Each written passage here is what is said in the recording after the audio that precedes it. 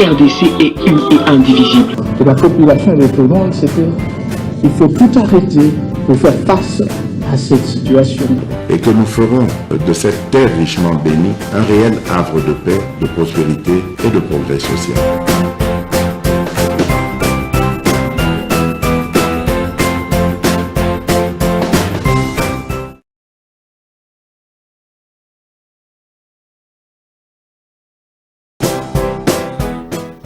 Merci. To landi na esengo ba message bo tindeli biso to appelle na esengo ya koyoka ke boponi media na biso pe bozali ko s'abonner ndenge to oyokani to kobeta lisolo parce que ezali vraiment devoir na biso na pesimbote na bato bazola ndangai na matajiki bala botuninga ndeko medar meleka mboya bato bazika kina singa wana balobiki wenje wana bakangi me bato bazongi lisusu ebele to simbisi na pongi to za préoccupé na makambo wana to zongela vraiment après pour to zala vraiment ezali vraiment très important. Donc vous partagez lien ya émission na biso bo s'abonner massivement to kobeta masolo mokolo ya lelo. Ba journalistes bazolela baza divisé John Longila alobi ye makambo oyo ya wo bakangi azana yekuna te rabi za hypocrisie mais ba muso ba se retrouver que bazo défendre Boujakira ou yazali correspondait à Jeune Afrique mais Boujakira c'est l'ami de Patrick Mouyaya, c'est l'ami de Kamere et Patrick Fachi quand même. Moi, Mouké, mais c'est l'ami de Patrick Mouyaya et de Patrick Mouyaya et Vital Kamere Batuna Yabangoan. Yango beaucoup même na déclaration moko boye oyo kozala wana o mutu ya Kamere. D'ailleurs, c'est par là que beaucoup mana que Edmond Izuba, wala ceux qui porte-parole ya la JEC, azape mutu ya Kamere na moni de s'attaque na régime aussi régime bon le bilan non antagagas donc au sala ndengeni donc akay makala boko yoka réaction izela Patrick Mouyaya izela ya batunyon Eliezer Ntambwe mikolo ya zongeli bokolanda na émission ya mokolo alelo azongeli makambo ya John Nombi mais azongeli pe condamnation ya Kabund moko Jean-Marc à 7 ans na yembano na moni pa na yemoto epedi na moni ba penango pese ziki ka ke sesili ka okile lo ngire bato babosani ke moto epelaki wana donc 7 ans et kozala ndengeni en tout cas to koyeba makambo zao na moni boko melinga pona video ya liboso ya ndio boko melinga pona bolingo ya ba Congolais na ngai bolingo ya ba Congolais na ngai ya ba kino na ngai bon nazo yebate to kobeta masolo nyonso wana mais to kobeta pe masolo ya kobota ofele merci bato balebi ndeko midar beta c'était na likambo wana un pays où revenir za mingite maternité ofele et cause la paix bien mais côté moussous et vous la grave yango muntu ozotobi ke bande ko nangai maternité muntu eza ofele zemi ocha ofele kobota bazoli po ba même ata ya échographie même oya CPR nyonso tout consultation prénatale nyonso fatia zo ofele mais keba lubilu nonante Pampex eza ofele te poudre ya bébé do eza ofele te nyonso wana eza ofele te mais soki obundi na makasi na yo nde en tout cas okokoma na niveau ya kobokola mwana yo moko ezali likambo moko oyo ezali un peu très important mais tokobeta masolo nyonso wana na bino mokolo ya lelo Nabino. Alors, besoin quelques grandes lignes avant tout quand on a développement ya makambo nyonso wana est de la RDC l'ONU encourage la volonté des autorités congolaises de travailler à l'apaisement de la situation sécuritaire. Bandoki. Bango bayaka ko encourager son apaisement. Qu'est-ce que veut dire l'apaisement? Barete mission au bazala kanango banda kala na mboka na biso. Kaka biso nde ba imposa ka biso apaisement, to dialoguer. Jamais au monde même ONU akende ko senga pe Paul Kagame apaisement na ba FDLR. Pour ya lobby que non ba FDLR ba bonti pour ya senga ka apaisement te na ba FDLR. Kaka Congo nde bo senga ka apaisement. Et quand on parle d'apaisement, c'est-à-dire pour na bango lingi ko lobake Tokamata ba Rwandais wan tokende na bango na table de négociation à la fin ponde bazokomana kao général Birikman, général Kazemberembe, général le colonel ba titre zaka ya likolo et ceux qui bo sololi na bango bozui pe na mipiko ya ba grade bokoti si bango na armée ba garder ba grade wan. Allez-y comprendre un peu lolenge bato bazali mabe biso tokoki konjima jamais likambo ya ndenge wana toyoka yango et comme la biso toza ko telemela yango makasi et nous ne voulons pas toyoka yango ata muke. Au contraire, nous voulons que tout ça la mosala tout travailler pour na ko relever défis surtout kotombo la mboka na biso biloko ya ba oni na ba nino eza distraction. D'ailleurs, na moni, na sepela ki bonne nouvelle moko, balobi ke totiko recruter encore 40 000. Bayaya bakusimba manduki. Kutu, na moni ataba oyo ya kanya makasese. Nalela mama kanya makasese. Boye bisana mama. Alukanga na kinite. Tango eko ki ya kulukanga na Sud Africa. Bana nzembo po bakuluna. Au bazalaki kuna ba Sud d'Afrique na formation donc ba keipa ba Kinshasa ba moni ba famille 6 mois en Afrique du Sud ba ke formation mususu tozo lié biloko ya oni o banini tokole satana biso pour rien ba toi na baza hier ils travaillent pour nous détruire et je pense que il est grand temps l'entente vient biso chez Kitundu notre ancien ministre il y a affaires étrangères, il n'est pas se prononcer qui na likamboana vraiment ezala moi et le komoko ya bien. Alors Rutshuru, une attaque des rebelles M23 déjouée par un groupe de jeunes résistants. Donc na Rutshuru ba M23 ba ko ba ça l'attaque nzoka ba jeune moko ba congolais bango pe ba fandika na système ya lubilu nono anto ba calculer bango bien ay ba pa ba bonga ka mobilo M23 mbango a télémité ba petit ba sauver république na bato ba salaki wana et après vous pour le bananga o EAC o na banini bato bana ba kopo ndenge wana ezali makambo ya bosoto ya passe. Nous pensons que kozala quand même très bien que le gouvernement mboka na biso pe a mekako matatu mwana kiawa le numéro 2 chargé des opérations akitaki na front wana pour bagende kota la position ya FARDC.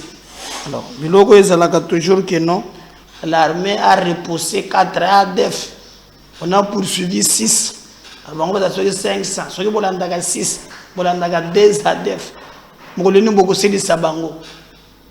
Donc ba jeune bango mokonde M23 linga sala bozo bana Rutshuru mais ba bilenge ba yokani ba sala exploit ba longoli bango en place, ils ont pu se tenir et le complot a été déjoué. C'est comme ça que nous demandons la mobilisation générale ya ba congolais bisika nyonso ba koki kozala pour tozala bomoko derrière nos forces armées to gagner bitumba oyo bazali ko kufa kuna bazali bande ko mususu bazabande ko na biso. Alors bo ke bakaka na biloko ya ba politiciens o baka ko intoxiquer biso ba éloigner biso réellement na desiderata ya peuple na biso ezali passe est de la RDC 318 écoles détruites à cause de l'agression rwandaise. Donc, il y a eu 318 écoles où ils ont détruites na Est pour Nanine parce que Rwanda a agressé Bisso.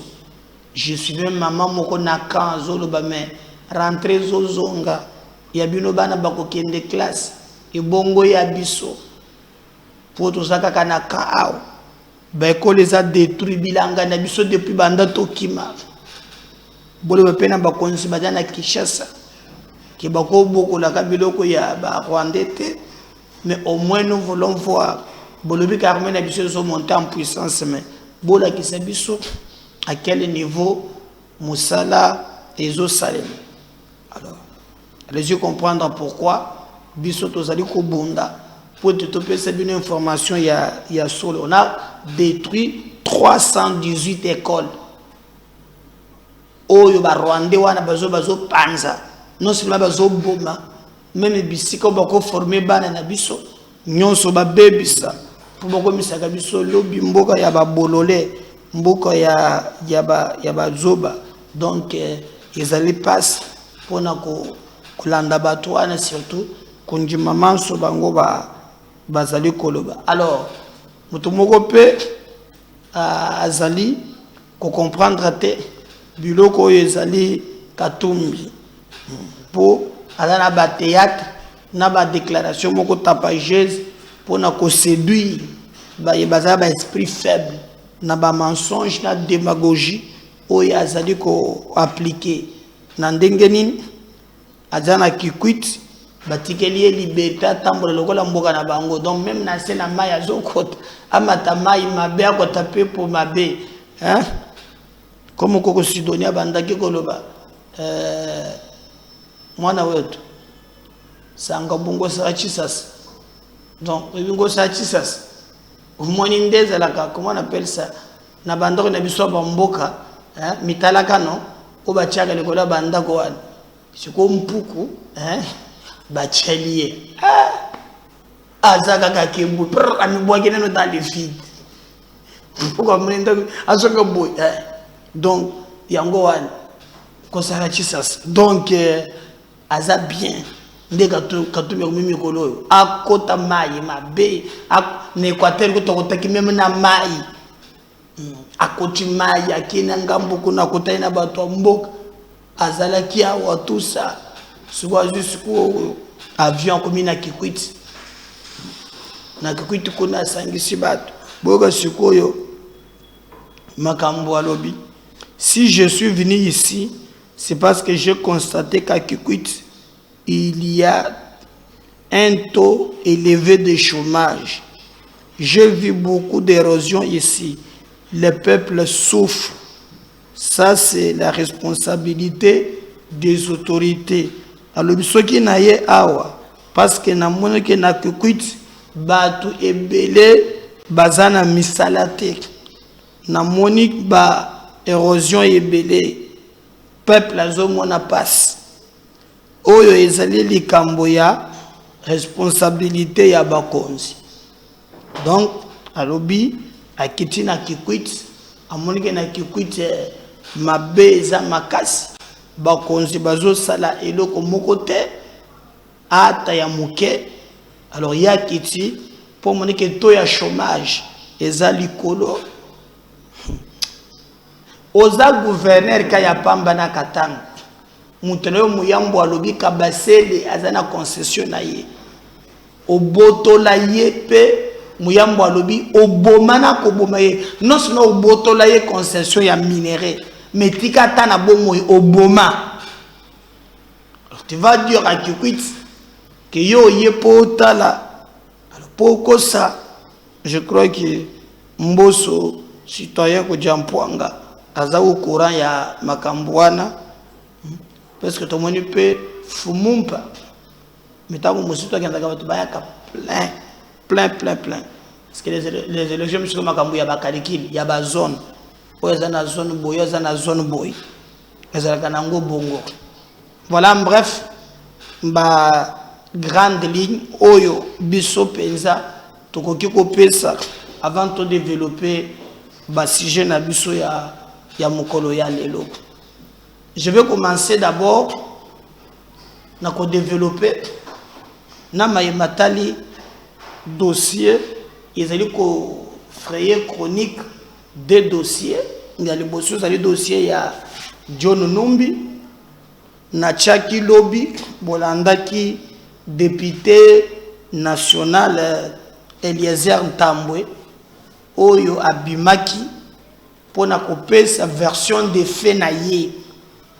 Mais la version des faits na ye atalisi lo lengedini ba journaliste ya Kingakati oyo bengi bazo bunda mitena ba déformer information ba pesa version mususu panique générale ekoti boyebi ke banda John Numbi alobi ba généreux belé bazo banga oyo bozo mona zo seka oyo nanit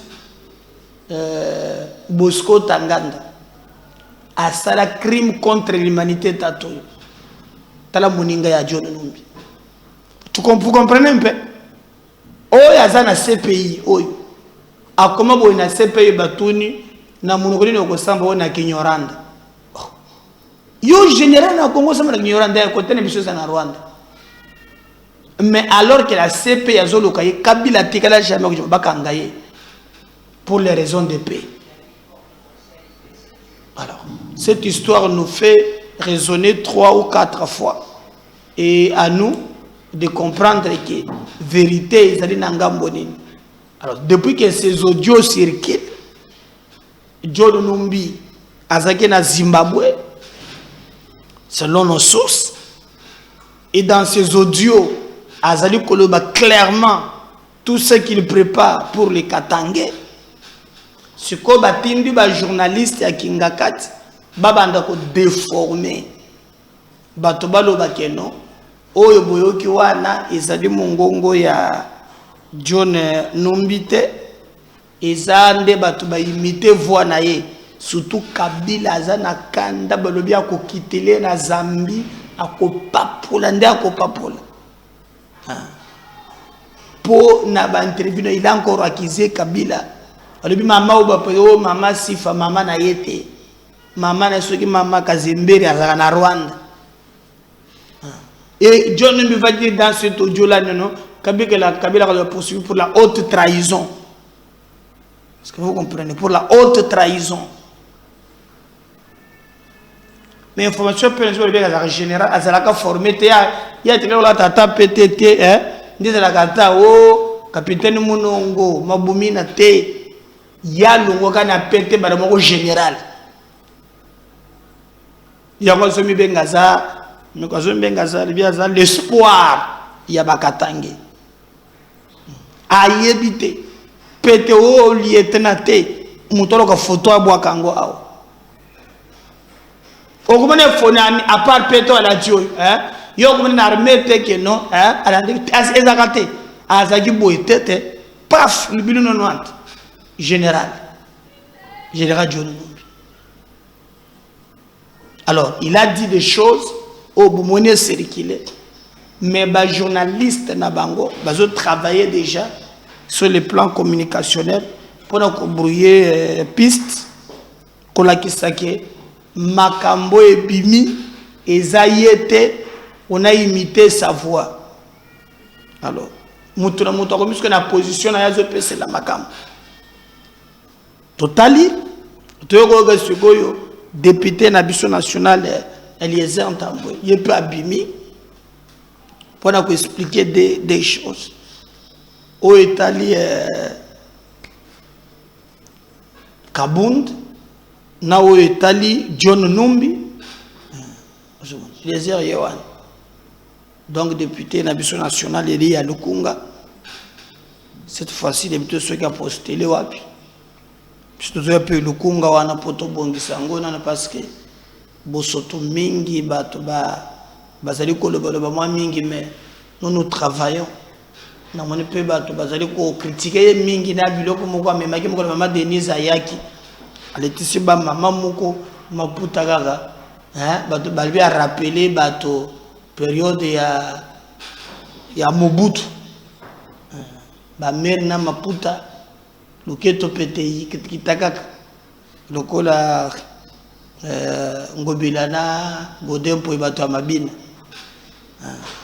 Donc il y a des révélations à pesi lisusu pona we taliba révélation ndenge nini dossier wana ya John Numbi ezotambola parce que bazo funda na bango je sais pas moko na kombone soki nani oyo alobaki ye pa linga sala makambo ya John Numbi akendaki na Canada epekisa lebi ko sala ko detana no tezela nanu e ko simba te. Il a aussi version de Fenaye. Il a profité même na boyo qualité ya inafek na IDPS ba pelisa pe moto lisusu. Donc le pays est comme qui n'a pas tension sécuritaire ni tete la vigilance ya ba service na bisote mbele ba dongolo miso na ba sepela ba tuta tolo à cause ya ba biloko ya mabe o bango bazali ko sala. Mais le plus important pour nous c'est que balingi pe Congo à ta place ba traître bazali batu ya malamu bazali. Qui pouvait croire que Mouto na John Numbi a enregistré. C'est que pour benga yendengewana, on suppose que ça Mouto na ya makassia. Omoni et pour Olandi peut très bien à audio mususu. Audio na bisé que faut na pesa yo qu'est-ce qu'il te faut. Donc mbongo pour na planifier les Cambouane, mais il a enregistré. D'ailleurs, il y a assez prometteur qui a le baki ba katangenyo sur bakozala pini. Bakozala pini comment en tout cas yé motoyebi. Mais déjà angle communicationnel est changé pour na kolobaki ezali ba mungongo na yete ba. Alors Eliezer va poser la question 20 minutes ezaka mungongo na yete. Alors eza mungongo ya nani ce qui est mungongo na yete par rapport à oyo ilobami na kati. Donc ça bouge à tout moment, on va tirer ficelle de son côté. Mais le plus important c'est que service et sécurité ça la musala nango et ça la musala nango ndenge longo bani. Pour il y a beaucoup de dangers par rapport à bandeko, par rapport à makamundenge zolobama. Il y a beaucoup de dangers. Ça nous maintenant de nous lever comme un seul homme pour nous barrer route na batouane surtout pour défendre intérêt et à Congo. Alors député Nabiso national, il nous a aidé à comprendre bien qu'il a côté na makambo ya Jean-Marc Kabound Bogolandaye, oui que Kabound a été condamné de 7 ans, mais na 7 ans on a battu ba sepeli ata mokete déjà lobby okuna moto pelaki na liboso ya porte na ye. Alors, batongo faut passer l'angoisse na poids lourd. Mais c'est les gars na porte naie. Hein? On a qui dit bah sauter mieux côté le pango. Papa. Hein? Ya wana tele kaka na porte. Zo pede sa moto na libanga na luboko. Boko mona pas zote la mopanzi. So bombe ki tchak na kati ya lupango. Donc il a été condamné à 7 ans. Toyebi ba méthode mususu appel non parce que là-bas on a contingent appelé des comme très compliqué mais tozo yebate oyo ni nezali koleka bako me bato na yeba bazotomboka oui mone ba image donde registré wana bato na yeza la bavoka batomboka ki makasi par rapport à makambo oyo madekaki. Alors ndeko wana biso il a intervenu Eliezer Tambou sur le DK, APC positionné comme député national, APSP positionné le un patriote, un citoyen qui aime son pays, hormis Biloko Oyo est allé à l'Assemblée nationale, mais c'est un leader d'opinion, Oyo de la paix politique, na bukebito politique na pembeni, mais parce que TV ils allaient radio TV ils allaient vraiment na Mozindo. Donc, kita na machine, bisika dondi azali, a couper Sabino Boyo Eliezer Tamboué. On va revenir juste après. Je vais parler un peu rapidement dans ces quelques minutes. Panique na kanya bato a John Numbi. Tangu audio ya John Numbi ebimi, tozala qui des fois ko hésiter est-ce que ça montage. Mais toye kolanda 20 minutes. 20 minutes ya échange. Bazo imiter kaka voix.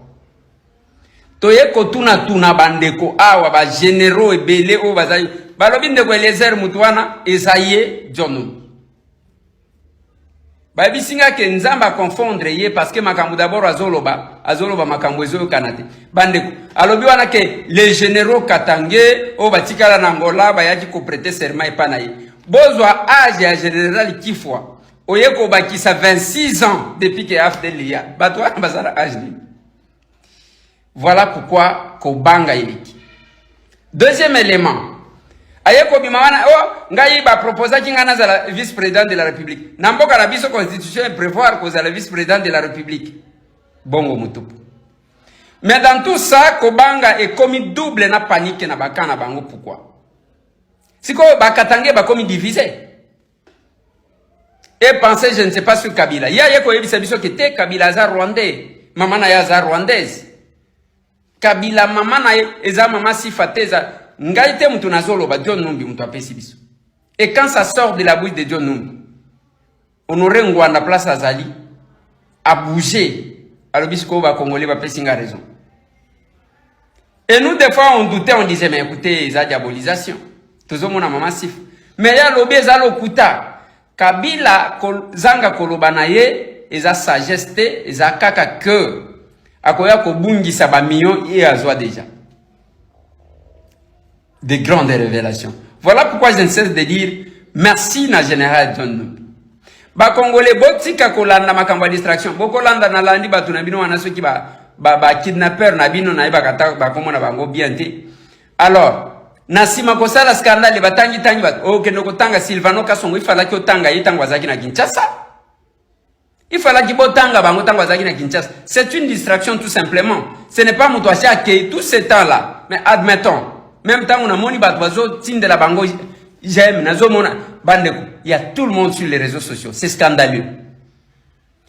Bokolana masolona de pite na koche la bino image, ya ye mwana mobile wana, denga lobi ndenge nini, zo sentir penza ke azamu yibi moko, qui pouvait penser ya kokende ko bomba téléphone, kokende ko bomba ngona, na stabilisateur. Après avoir tué les gens, et puis bino bozo tcha, bozo seka, bozo kango bien, to komi loko la série ya Jesina Barabas boti ke la biso Barabas muyibi bobo ma Christ. C'est n'importe quoi et c'est bizarre, c'est compliqué. Bandeko, le détail encore ce soir. D'autres révélations na audio misus sur John Numbi dans Masolona de Bité. Jean-Marc Kabunda Kabunde condamné. Nous venons de l'apprendre, condamné à 84 mois. Bakanga Jean-Marc Kabunda Kabunde le 9 août 2022. La Cour de cassation s'est prononcée. Il a été condamné à 84 mois, soit 7 ans de servitude pénale. Pour Nanine, qu'il a propagé faux bruit, mais aussi outrage au chef de l'État. Nakoye bisabino position nangana masolona député. Et je sais qu'est-ce qui se cache derrière Makamboa. Bolanda biso na ndeko Eliezer toko koma bo s'abonner kuna et puis bolanda na 22h. Je vais donner beaucoup de choses qui se cachent sur le procès. Il y a Jean-Marc Kabunda Kabunda. Et comment ça va se passer? Biso to yib. Moïse Katumbi na mbandaka. Débat est commis. Il y a alobi lingala mabe, alobi lingala malam. Moi je pense que ce n'est pas ça le problème. Il fallait poser la question. Nakopé ça va détail nakotia maloba Moïse nakotia arrivé na ye et puis nakoye bisabino makambo. Il fallait poser la question à les leaders qui ont été nommés à Grand Équateur. Ba Jean-Pierre Bemba Gombo, VPM et la défense. Ba Guy Luando Mboyo, ministre d'État. Et tous ces hommes forts là, ba Jean-Pierre Liaou, celui de la fonction publique. C'est à eux qu'il faut poser des questions. Qu'est-ce que nous voyons? Nini tozomona. Beaucoup de besoin de détails. En tout cas, on va échanger. Ça, ce n'est que le moyen le plus rapide. Il y a Copé Sabino. On doit répondre à ces questions. Besoin qui m'en pourquoi? Jean-Pierre Bemba Gombo, qu'est-ce qui se passe? Guy Luando, nani aza populaire? Jean-Pierre Liaou, nani aza populaire na Équateur? Mais ce temps vous pose quelques questions. Ce qui bolandi dans des Eliezer Toko, comme on a masolona député Toko Lobira Makamba Salomon, comment il a été évacué, n'a pas Makamoussous. Mais sinon, les TikTok, depuis ta côté TikTok, pour nous couper Sabino va information le plus rapide. Vous partagez, vous likez. Bato ya ba kidnappeur, ba like kaka ba partager kaka bu zoba. Panique dans les camps de John Numbi. Ba wangay. Tout le monde. Voilà, Bolandi ce qu'il a pu dire, Moutoune sur la vérité. Nayoki ba vérité, ba tubazolo ba ndeka ba kangistani bujakira. La particularité ya chaîne Nabiso, to kotike la bino bolanda les extraits. Ministre, avocat naye, ba journaliste, ba tunyon so ba lobby. Ce que vous savez ko landa après. Ndé boki bo s'abonner pour partager bien. Ngana ko terminer monsieur Zio. Le Bolanda dossier bien. Boujaki kaza prison. Ministre à l'Obini, ba avocat na ye ba l'Obini, ba journaliste ceux qui engagé ba l'Obini. Benda bango na mokila tolanda na noyo. Cyril d'atterrir sur ces questions. Je crois que c'est une question sur laquelle nous avons beaucoup discuté, vous et moi. D'abord, le regret que vous avez moi-même, je l'ai aussi. Peut-être moi plus que vous. Parce que depuis que nous sommes arrivés à la tête de ces ministères, avec l'accompagnement d'ailleurs, hier nous étions en commission, et c'est Madame la ministre de la Justice qui a présidé la commission, où nous discutions du projet de texte sur les statuts des journalistes, comme nous en avons convenu aux États généraux de la communication et des médias. Et donc ce n'est pas une bonne nouvelle qu'un journaliste aille en prison. Je ne voudrais pas m'exprimer sur le fond du dossier parce que je n'ai pas d'éléments sur le volet judiciaire et vous savez que dans le cadre de la séparation de pouvoir, je ne suis pas au courant de ce qui s'est fait. Mais ce que nous le faisons avec vous, vous le savez, depuis les premières heures. Nous suivons les dossiers de manière régulière. Je suis en contact avec les équipes d'actualité. Je parle avec eux tous les jours pour suivre le processus que nous espérons que les dossiers qui suivent son cours normal devant les juridictions pourront se dénouer rapidement. Voilà ce que je peux dire à ces sujets parce que vous vous souvenez que nous avons eu un débat qui a été assez long sur le sujet, mais je crois que nous pourrons mieux rediscuter à propos dès que les conditions auront changé, ça veut dire le jour où Stanley pourra récupérer sa liberté, on pourra faire un véritable débat, parce qu'il y a là aussi des questions sur la liberté de la presse, nous y tenons, c'est une valeur cardinale à la démocratie, mais c'est aussi une liberté qui ne donne pas un blanc-seing, comme on aime le dire parfois, à la désinformation ou à l'instrumentalisation. Dans ce qui se passe, c'est peut-être un peu la limite des deux. Nous avions eu, n'oublions pas, un collègue à nous qui est décédé dans des conditions qui n'ont pas encore été élucidées. Et nous avons voulu, pour sa famille et pour nous qui étions ses collègues, avoir toute la vérité. Et c'est cette vérité qui nous a conduit, par exemple, à recourir à des experts belges, sud-africains. On était ouvert même aux experts du FBI ou de la DGSE pour nous aider à élucider la question et être sûr que nous avons tout fait pour connaître la vérité. Et donc, dans ce qui s'est passé, il y a ce qui a été fait au plan professionnel, mais les juges se sont saisis du dossier par rapport aux motivations qui sont les leurs, que je ne connais pas. On ne saura donc pas aller dans ces détails. Mais pour le reste, j'ai dit à Vincent Ligodi et à toute l'équipe d'actualité ma solidarité, et nous allons suivre de près les dossiers jusqu'à son début. Voilà ce que je veux dire. Maître Charles Moussizi, vous êtes avocat de Stani Boujakera. Où en êtes-vous avec sa demande de liberté provisoire? La demande de liberté provisoire avait déjà été déposée il y a 3 jours dans le dossier du ministère public par les avocats. Aujourd'hui, le journaliste a été présenté en chambre de conseil pour permettre au tribunal de confirmer la détention préventive par une ordonnance à intervenir.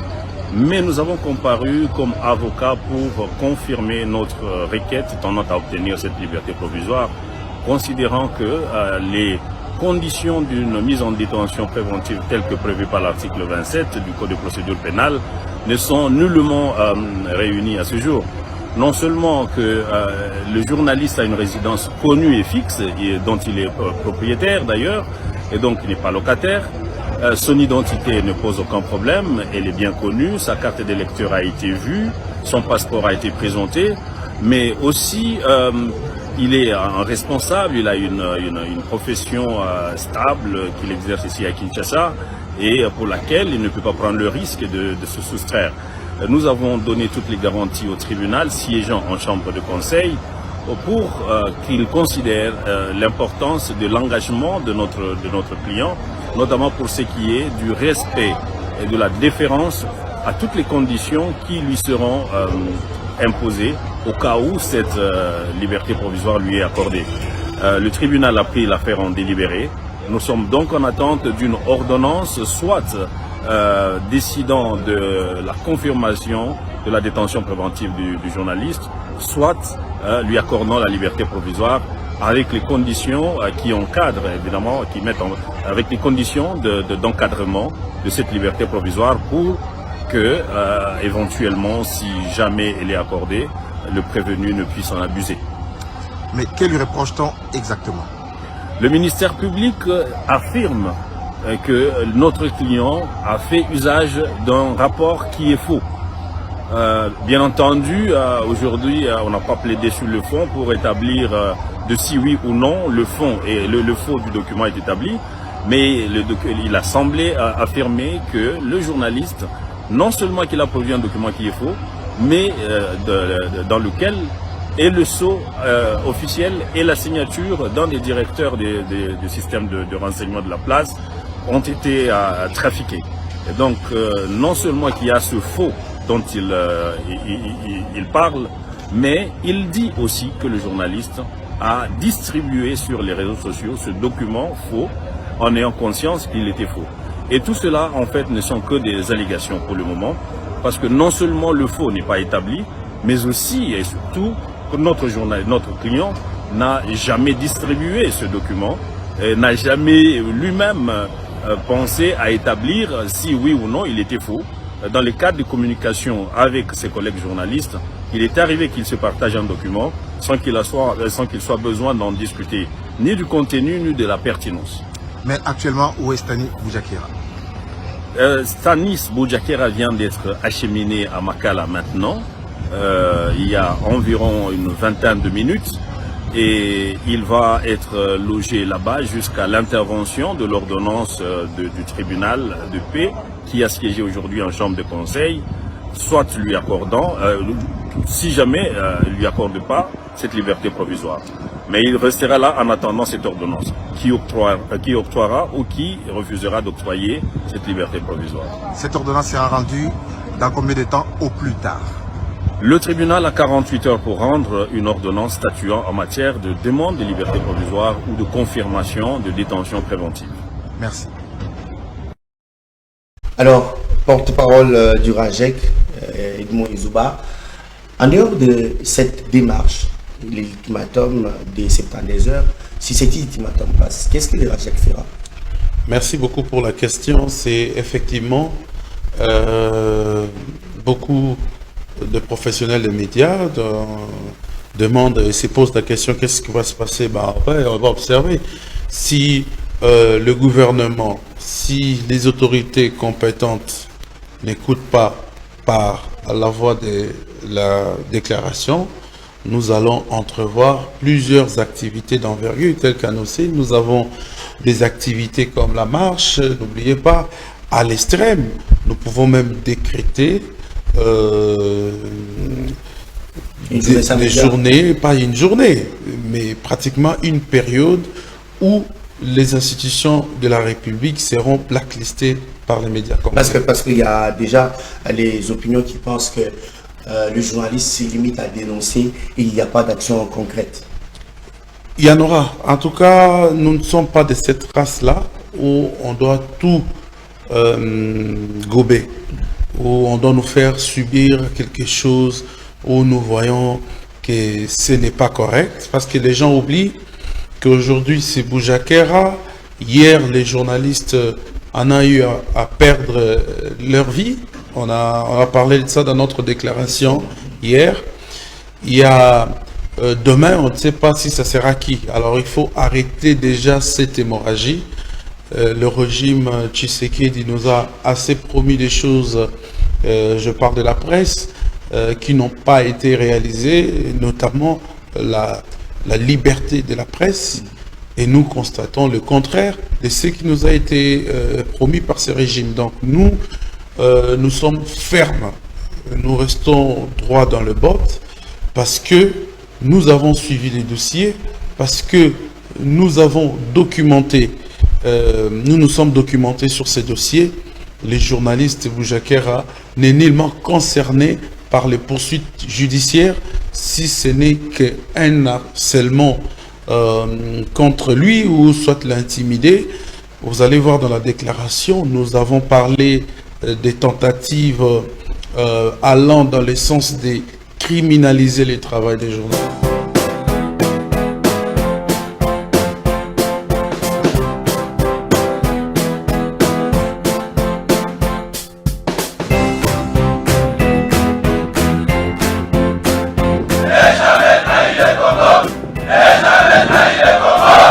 La RDC est une et indivisible. Et la population répondante, c'est qu'il faut tout arrêter pour faire face à cette situation.